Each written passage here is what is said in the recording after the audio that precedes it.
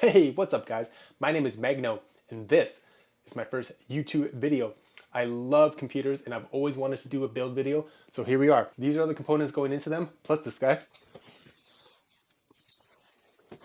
The build is in the description below and I'll talk about them throughout the video when I get to them. Oh, by the way, it is Movember, which is why I have this lovely mustache. So support men's health and donate to a good cause. Let's get started. All right, so we got the MSI X570 board, gaming edge Wi-Fi, meant for AMD Ryzen 3rd generation.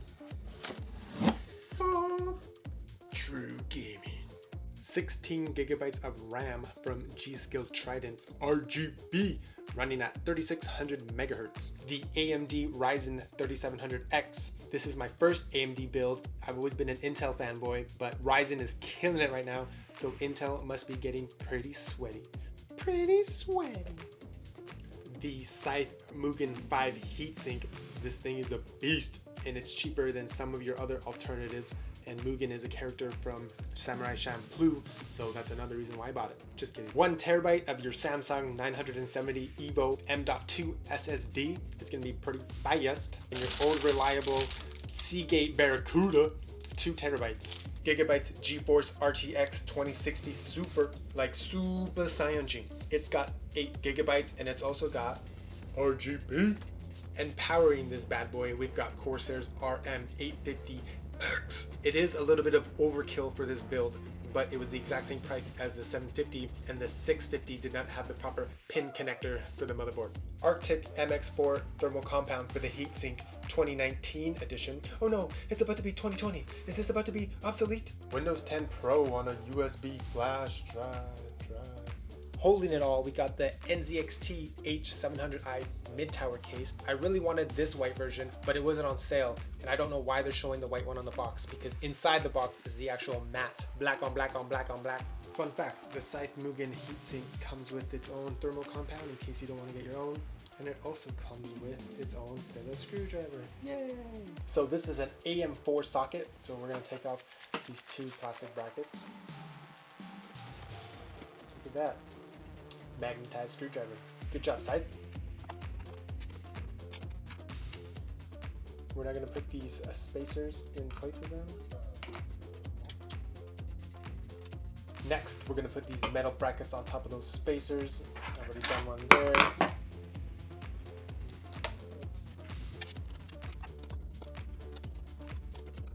Make them tight, but not too tight. We're going to put in the CPU. The pins only fit in one way. They're going to fit facing that side. So line it up. Oh yeah. Lock it. Now, time for the heatsink. Alright, so I just wanted to show a comparison between the stock AMD heatsink and the Scythe one. As you can see, the Scythe has a lot more layers, so it's going to mitigate a lot more heat than the CPU. But if you're not planning on doing any overclocking, then the stock AMD heatsink will do just fine. This is another angle, and fair warning, the AMD heatsink comes with a thermal compound already put on it, so be careful not to smudge it like I did. It was a disaster. I got it everywhere. I even got it in my mouth. Alright, looking at our coils. This is the front of the heatsink. This is the back. There's a divot here to put the fan. We're going to take the sticker off the bottom, which I already did off the camera by accident. It's so shiny.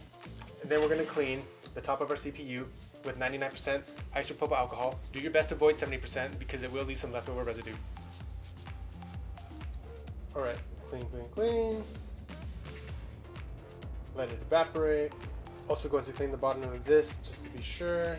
So there's only one way you can do this incorrectly, and that's by not putting enough thermal compound. You can make a little pea size, you can do an X, you can make a line, you can put some and spread it across the whole CPU, but not putting enough is going to affect your temperatures.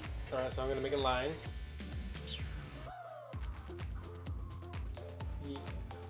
Alright, so the hardest thing is definitely getting the heatsink on this thing as even as possible, so we're going to do our best. 1 screw. 2 screw, tighten a little bit, tighten a little bit, and just keep repeating.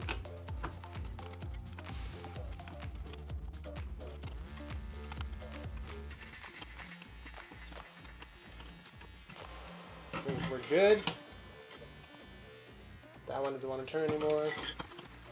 That one doesn't want to turn anymore. All right, Success. The CPU fan connector is on that side. So when we put our fan, we want the cable on that side, not on this side. We also want our blades to be clockwise, not counterclockwise, because we want the airflow to go from back to front.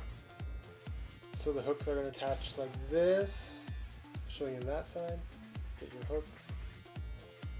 One goes on the top. One goes on the bottom. As so. So you can see the divots here. That's where this metal tab is going to go. So you're probably just going to get one side in like this. There you go. Yeah, looks good. And then pull it on that. Bam! Make sure you're hooking it up to the proper connector. As you can see, it says CPU fan. So line up your pins. And boom. Now we're going to install the RAM. There's not one universal answer of which slots to use. All motherboards are built differently, so you have to check your manual. My manual says to use the MMA2 and the MMB2 slots. So line your RAM up with the pins properly. Click. Click. Now we're going to install the SSD. When I did my third build, a stick like this cost around $1,000 Canadian. Now you can get 1 terabyte for 230 bucks. This is also a higher end model, and it is also a 3rd generation model. You can get 4th generation ones, but they are fairly new to the market, and they aren't as fast as these per se yet. Alright, so this board has 2 different slot options for your SSD.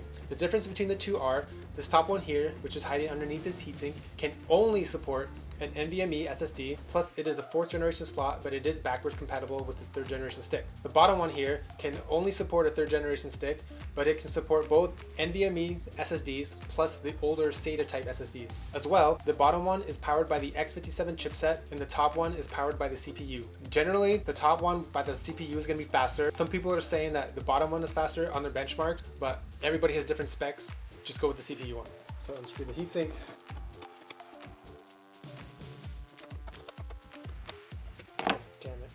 Alright, so when I was taking off the screws, this 3rd one here is seized up and I stripped the thread. So I used the super glue method and that didn't work. So now I'm going to use a 5/64 drill bit. This is a cobalt one. And I'm going to go very slowly and drill it out. So I'm putting it at a 1 speed. Take my time.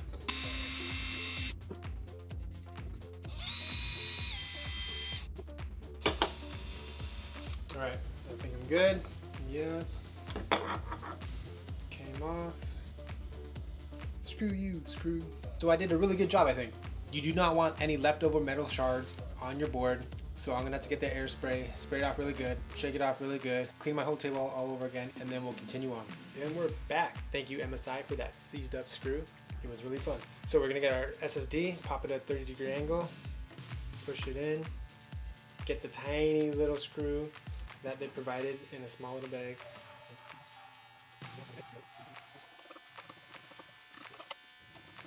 Good. Get your heatsink, sticker, line it up, and screw it back in.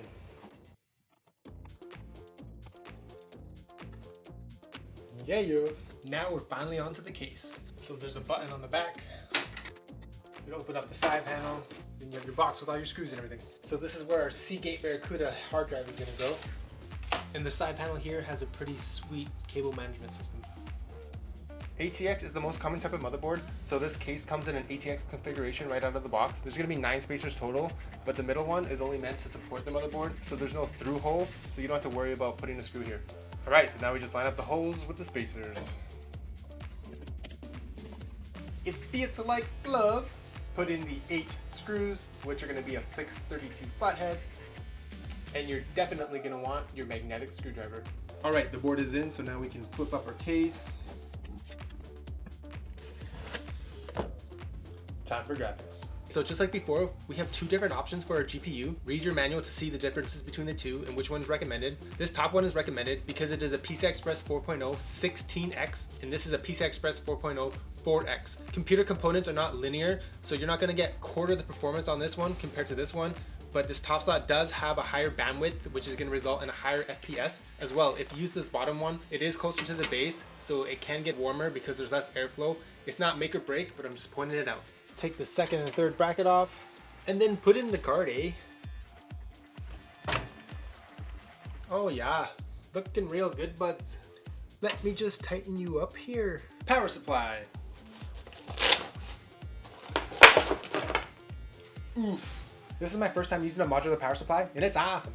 I got 5 cables here that I'm gonna use, 6 cables that I'm not gonna use, and they can go back in the bag. Done. This is the 24-pin connector for our motherboard. It's always the fattest cable. 2 cables for our CPU, an 8-pin and a 4-pin. A PCI Express cable for our graphics card. And this is a cable for our SATA hard drive, which we have yet to install. Plug it in. Undo these. And you've heard it a million times before. Fan down. Put the bracket back on, and then use your 632 hex head screws to hold it in place to the bracket. Now we're going to install our secondary hard drive. Pull out the case, get the hard drive, make sure the pins are at the bottom facing out. Place it as so, and then put the 4 screws at the bottom. Place it back and we good. Now we have all these cables. It looks more complicated than it is. Just do them one at a time and you'll be good. We'll start with our SATA power cable to hook up our hard drive first. And since we're already here, we'll use our data cable that came with your motherboard. We'll use the other end of the SATA connector to hook up to this cable that the case requires. Now this big boy is gonna go through this channel here and onto the other side. There's our 24-pin connector. Success! Now we're gonna grab both of our CPU cables and put them through that opening where Mario's head is and put them right there. Blah. GPU cable is gonna come out of this opening right at the base and it's gonna plug right into there. Yeah.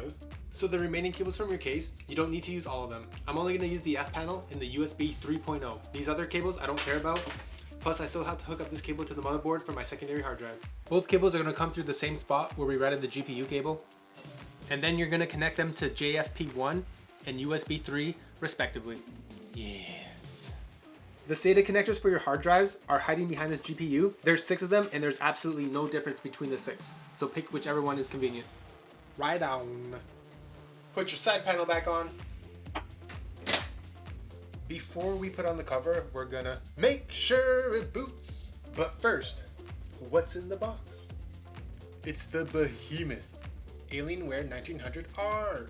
Seriously, Alienware, a 3-foot power cable. All right, here comes the moment of truth. It's on. Oh yeah, much success. So now I'm putting in the USB with the Windows 10 and we're gonna reboot it. Yay! Remember those 3 cables I chose not to install? Well, my case fans weren't running, so I was just like, what's going on? Everything should be good. I already hooked up the SATA power cable. It turns out this USB 2.0 here on the left is also required to run the fans, so hook it up and we're good. Connect it to any pins that say USB, so either of these will do. Woo! If you want to hook up the HD audio cable, which is responsible for your headphone and your microphone jacks at the top of the case, hook it up to the pins that say AUD or AUD1. I use wireless headphones, so this is useless for me. Now we can put on the glass.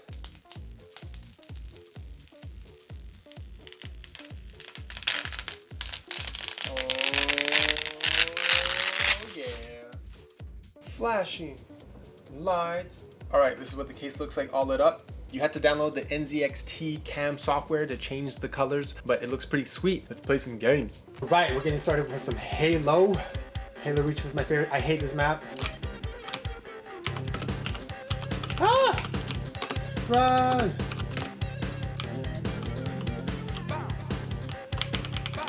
How's that not a double kill? Yeah. Go. Try to do it. Ah! Yeah.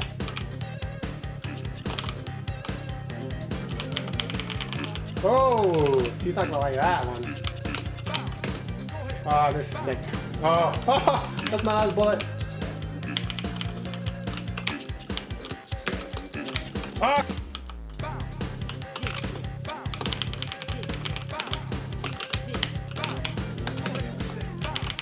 Oh, man! Ah! Throw down the hammer! So close. All right, we're jumping into the theme park, the rework. Where they at? Someone's up here.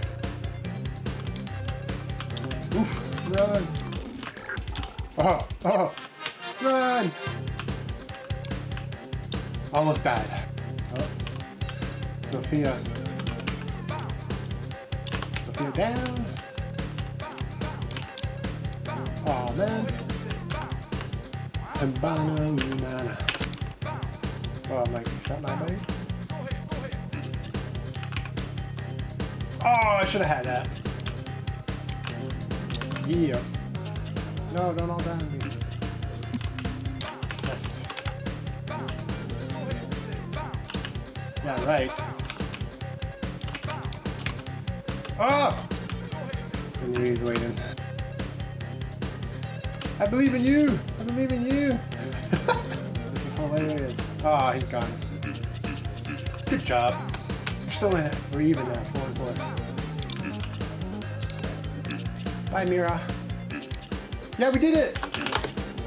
Hey, what's up, neighbor? Thanks for watching my video. If you liked it, please give it a thumbs up. If you didn't, give it a thumbs down. The choice is yours. I hope I helped you with your build and that you can go out there and build with confidence. And if I didn't do that, then my video kind of sucked. And I need to improve on that in the future. So I wanted to get this video out 3 weeks ago, but things happened. So here we are now. It is December 3rd because Operation Shifting Tides is out. I still have my nice, lovely mustachio just to keep it consistent with you. But if there's anything I can help you with, please feel free to ask. I'll do my best. Other than that, Merry Christmas, Happy New Year's, and salud.